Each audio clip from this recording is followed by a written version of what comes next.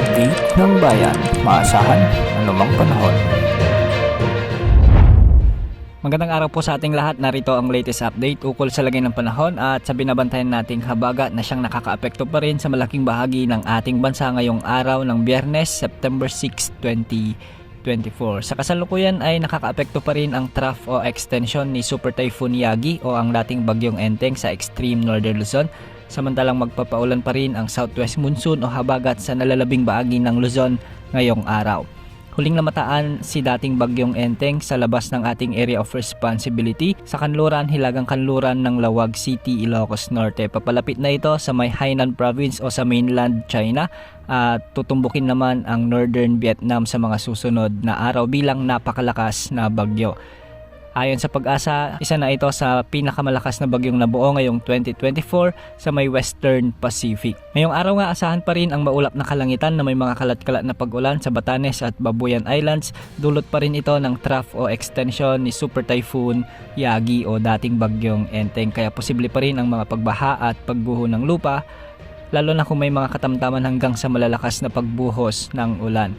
Magiging maulan pa rin sa Pangasinan, Zambales at Bataan at posible ang mga heavy to intense rains dahil naman ito sa southwest monsoon o habagat, kaya nagbabanta pa rin ang mga pagbaha at pagguho ng lupa lalo na kung may mga matitinding pag-ulan.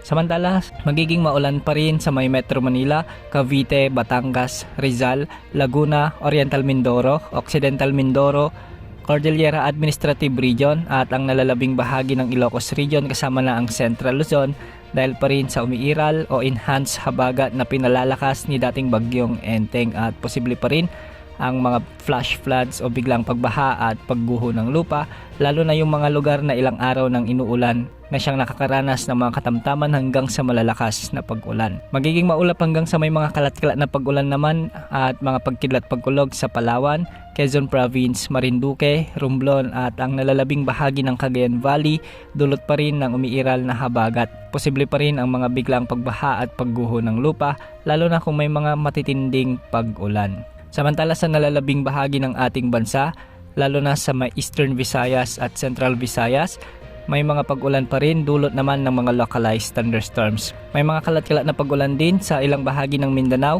sa Northern Mindanao, Zamboanga Peninsula, Sorsogon at ilang bahagi ng Caraga, Davao Region, dulot naman ng mga localized thunderstorms lalo na pagsapit ng hapon at gabi. Kaya asahan rin ang mga biglang pagbaha at pagguho ng lupa lalo na kung may mga severe thunderstorms na nangyayari sa mga lugar na ito. Samantala, ayon naman sa inilabas na Tropical Cyclone Threat Potential Forecast ng Pag-asa, mataas ang tsansa na may mabuong bagyo sa loob ng 2 linggo sa loob at labas ng ating area of responsibility. Ang una rito ay ang potensyal na sama ng panahon na posibleng mabuo sa hilagang silangan ng Batanes o extreme northern Luzon.